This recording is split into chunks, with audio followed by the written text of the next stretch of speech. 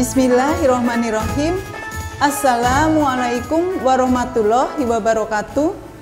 Bagaimana kabar anak-anak semua hari ini? Semoga selalu dalam keadaan sehat dan dalam lindungan Allah Subhanahu wa Ta'ala, serta tidak kurang suatu apapun. Bagaimana anak-anak semua? Apakah kalian masih menjalankan ibadah puasa sampai hari ini? Alhamdulillah, luar biasa, Allahu Akbar. Berbahagia sekali karena di pagi hari yang cerah ini kita masih bisa berkumpul kembali meskipun tidak secara langsung. Meskipun begitu, kita harus tetap bersemangat untuk mengikuti pesantren Ramadan secara virtual. Baiklah anak-anak semua, untuk pesantren Ramadan hari ini akan dibagi menjadi dua sesi. Sesi pertama akan dibawakan oleh Ibu Ruspati SPD dengan materi sejarah Nabi Muhammad sampai diangkat menjadi Rasul. Untuk Ibu Ruspati SPD, untuk waktu dan tempat saya persilahkan.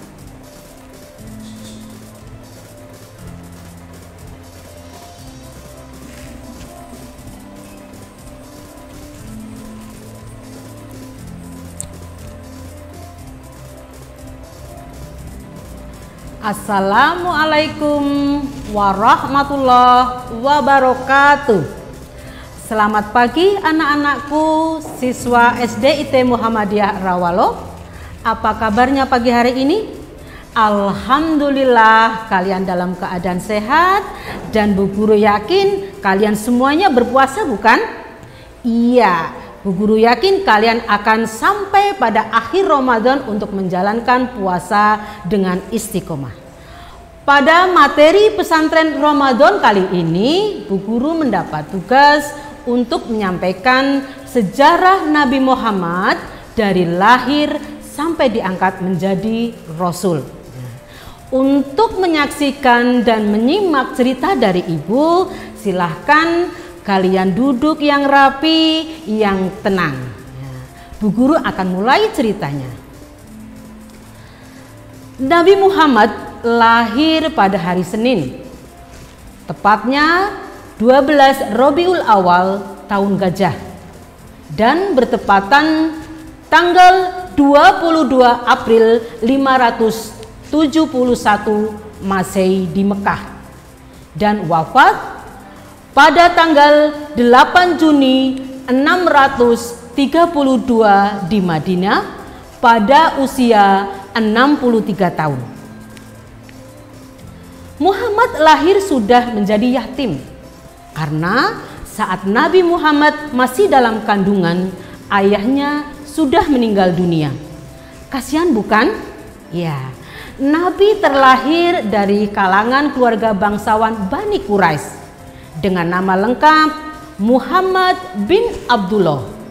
Ia merupakan seorang pembawa ajaran agama Islam dan diyakini oleh umat muslim sebagai nabi dan rasul terakhir. Kedua kota tersebut terletak di daerah Hijaz, Arab Saudi. Muhammad adalah satu-satunya orang yang berhasil meraih keberhasilan luar biasa, baik dalam hal spiritual maupun kemasyarakatan. Muhammad mampu mengelola bangsa yang awalnya egoistis, barbar, terbelakang, dan terpecah belah oleh sentimen kesukuan menjadi bangsa yang maju dalam bidang ekonomi, kebudayaan, dan kemiliteran. Bahkan sanggup mengalahkan pasukan Romawi yang saat itu merupakan kekuatan militer terdepan di dunia. Pada zaman sebelum kelahiran Nabi Muhammad, ada hal-hal yang terlihat berbeda bila dibandingkan dengan setelah kelahirannya. Pada zaman kelahiran Nabi Muhammad, masyarakat Mekah mempunyai kebiasaan jahiliyah, yaitu kebiasaan menyembah patung atau berhala. Jahiliyah artinya zaman kebodohan. Yang disembah bukan Allah, tetapi patung atau berhala, dan kebiasaannya sangat buruk yaitu mabuk, berjudi, dan maksiat, bahkan merendahkan derajat kaum wanita. Mereka hidup berpindah-pindah dan terpecah-pecah dalam suku-suku yang disebut kabilah. Hidup serba bebas, tidak ada aturan dalam bermasyarakat, sehingga kehidupan menjadi kacau balau. Pada masa kelahiran Nabi Muhammad terdapat kejadian yang luar biasa, yaitu ada serombongan pasukan gajah yang dipimpin oleh Abrohah. Abrohah adalah gubernur kerajaan Habsyi di Yaman yang hendak menghancurkan Ka'bah karena negeri Mekah semakin ramai dan bangsa Quraisy semakin terhormat dan setiap tahunnya selalu padat umat manusia untuk haji. Ini membuat Abrohah iri dan Abrohah berusaha membelokkan umat manusia agar tidak lagi ke Mekah. Abrohah mendirikan gereja besar di Sana'a yang bernama Al-Qules. Namun tak seorang pun mau datang ke gereja Al-Qules itu. Abrohah marah besar dan akhirnya mengarahkan tentara gajah untuk menyerang Ka'bah. Di dekat Mekah, pasukan bergajah merampas harta benda penduduk, termasuk 100 ekor unta Abdul Muthalib. Dengan tak disangka, Abdul Muthalib kedatangan utusan Abrohah supaya menghadap ke Abrohah, yang pada akhirnya Abdul Muthalib meminta untanya untuk dikembalikan dan bersedia mengungsi bersama penduduk, dan Abdul Muthalib berdoa kepada Allah supaya Ka'bah diselamatkan. Keadaan kota Mekah sepi tentara, dengan leluasa masuk dan siap untuk menghancurkan Ka'bah. Allah Subhanahu wa Ta'ala mengutus burung ababil untuk membawa kerikil sijil dengan paruhnya. Kerikil itu dijatuhkan tepat mengenai kepala masing-masing pasukan bergajah tersebut hingga tembus ke badan sampai mati. Peristiwa ini diabadikan dalam Al-Quran surat Al-Fil ayat 1-5. Pasukan bergajah hancur lebur mendapat azab dari Allah Subhanahu wa Ta'ala. Pada masa itu lahir bayi yang diberi nama Muhammad dari pasangan Abdullah dan Aminah.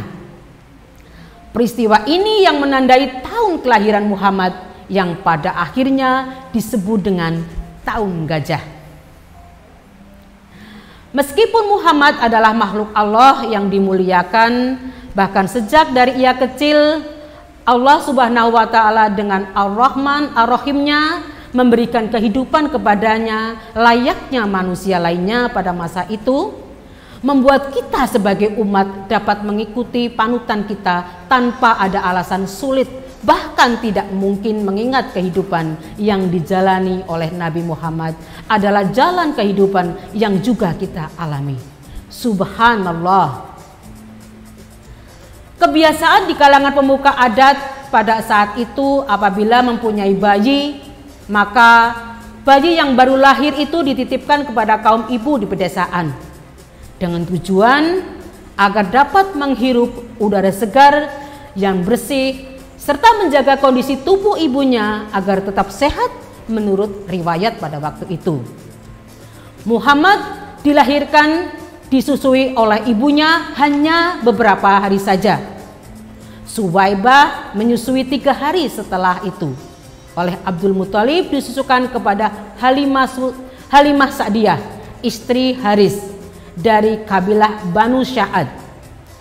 Semenjak Muhammad memiliki keistimewaan, yaitu badannya cepat besar, umur 5 bulan sudah dapat berjalan, dan umur 9 bulan sudah lancar berbicara, serta umur 2 tahun sudah bisa menggembala kambing dan wajahnya selalu memancarkan cahaya.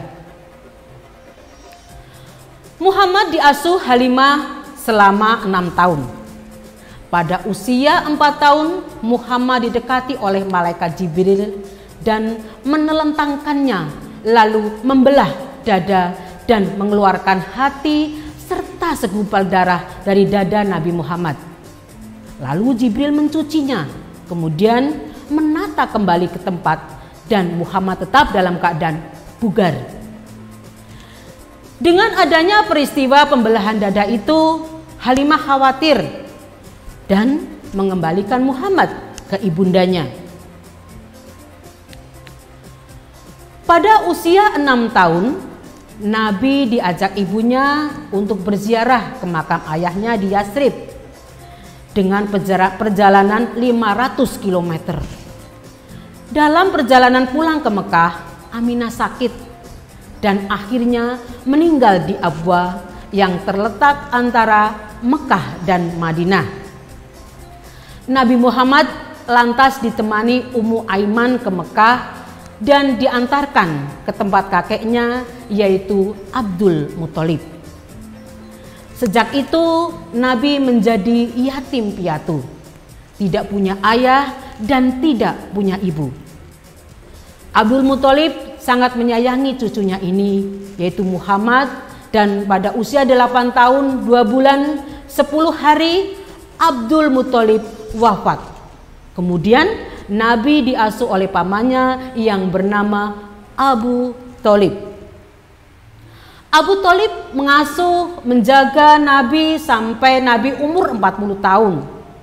Pada usia 12 tahun, Nabi diajak Abu Thalib berdagang ke negeri Syam. Di tengah perjalanan, bertemu dengan pendeta Buhairah. Untuk keselamatan Nabi, Buhairah meminta Abu Thalib kembali ke Mekah. Ketika Nabi berusia 15 tahun, meletus perang Fijar antara kabilah Quraisy bersama Kina'ah dengan Qais Ailan.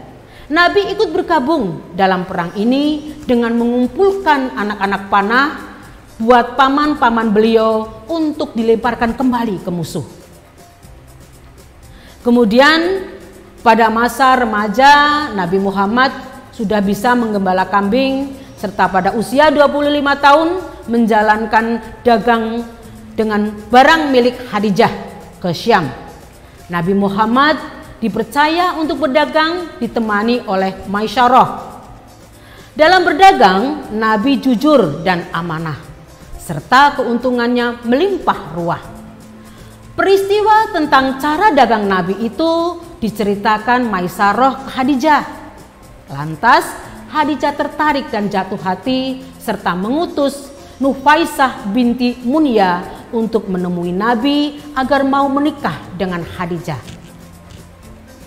Setelah ketertarikan Khadijah itu, kemudian Nabi memusyawarahkan kepada pamannya dan disetujuinya sampai akhirnya Khadijah menikah dengan Muhammad dengan mas kawin 20 ekor unta muda.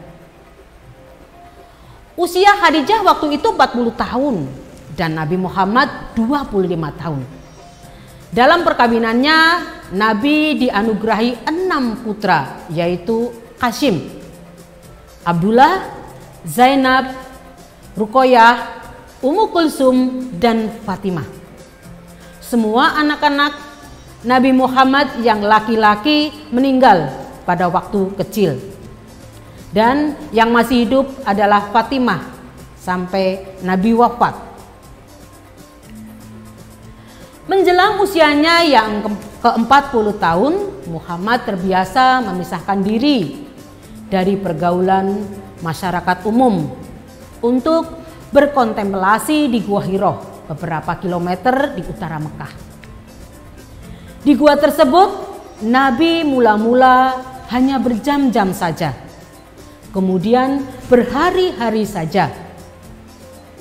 Di gua tersebut Nabi berdiam diri dan sampailah pada tanggal 17 Ramadan tahun 611 Masehi, Muhammad mendapatkan wahyu pertama dari Allah melalui malaikat Jibril. Pada saat beliau tidur dan terbangun dengan tiba-tiba pada malam itu di gua bernama Hira. Dalam ketakutan yang luar biasa, seluruh tubuhnya, seluruh diri batinnya dicengkeram oleh sebuah kekuatan yang sangat besar. seolah-olah seorang malaikat telah mencengkeram beliau dalam pelukan yang menakutkan, yang seakan mencabut kehidupan dan napas darinya. Ketika beliau berbaring di sana, remuk redam, beliau mendengar perintah, "Bacalah." Beliau tidak dapat melakukan ini. Beliau bukan penyair terdidik, bukan peramal, bukan penyair dengan 1000 kalimat yang tersusun dengan baik yang siap di bibir beliau. Ketika itu beliau protes bahwa beliau adalah buta huruf. Malaikat itu merangkulnya lagi dengan kekuatan yang begitu rupa, hingga turunlah ayat yang pertama, yaitu ayat 1 sampai dengan 5 di surat Al-Alaq. "Bacalah dengan menyebut nama Tuhanmu yang menciptakan. Dia telah menciptakan manusia dari segumpal darah. Bacalah, dan Tuhanmulah yang maha pemurah, yang mengajar manusia dengan perantara kalam. Dia mengajar kepada manusia apa yang tidak diketahuinya. Dia merasa ketakutan karena belum pernah mendengar dan mengalaminya. Dengan turunnya wahyu yang pertama itu, berarti Muhammad telah dipilih Allah sebagai nabi dalam waktu yang pertama ini. Dia belum diperintahkan untuk menyeru manusia kepada sesuatu agama.